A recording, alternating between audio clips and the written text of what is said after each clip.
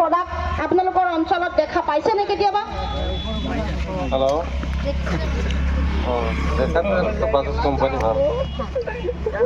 আমাৰ গাড়ীখনৰ বিষয়ে আপুনি জানেনে বাৰু?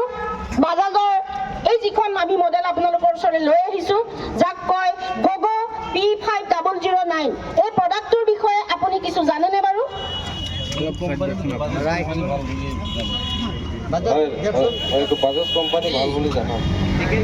নিশ্চয় সকলোকে মই জনাব বিচাৰিছোঁ, ইয়াতে নিশ্চয় অকল কুপনটো খেলিবলৈ বুলিয়ে অহা নাই, নিশ্চয় বাজাজৰ গাড়ীখনৰ বিষয়ে জানিবলৈকো আপোনালোক ওচৰ চাপি আহিছে।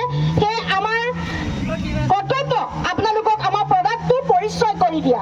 এইখন হৈছে গগো P5009, বাজাজ গগো P5009, যিখন গাড়ী আপোনালোকে ক্ৰয় কৰিলে অধিক মাইলেজ আৰু কম ডাউন পেমেণ্টতে আপোনালোকে ক্ৰয় কৰিব পাৰিব।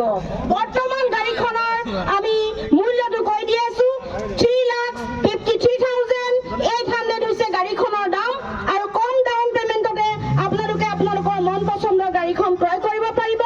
আপোনালোকে যদি আজি আৰু এতিয়াই ভাবিছে যে আমি এখন এক্সচেঞ্জ কৰিম, টমটমেই হওক বা অন্যান্য যিকোনো গাড়ী আমি এক্সচেঞ্জ কৰি আজিয়ে ল'ম বুলি ভাবিছে, সেই সুবিধাকণো আজি আমি লৈ আহিছোঁ। যদি কোনোবাই ভাবিছে আমাক যোগাযোগ কৰক, আজিয়ে আৰু এই মুহূৰ্ততে আমি সেই ফাইনেন্সৰ সুবিধাখিনি আপোনালোকক আমি দিবলৈকে আপোনালোকক আমি সহায় কৰিবলৈ আহিছোঁ। গতিকে আমাৰ ঠিকনাটো হৈছে ইনোভেটিভ বাজাজ, নগাঁও, খুটিকটীয়া। আমাৰ ঠিকনা innovative Bajaj, Nagaon, Khutikatia. Down payment কিমান দিব লাগিব?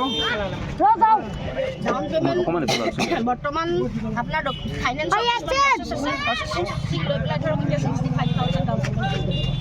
যদি আপোনাৰ চিভিল বেয়া থাকিলে চিভিল বেয়া হ'লেতো লোনেই নহ'ব।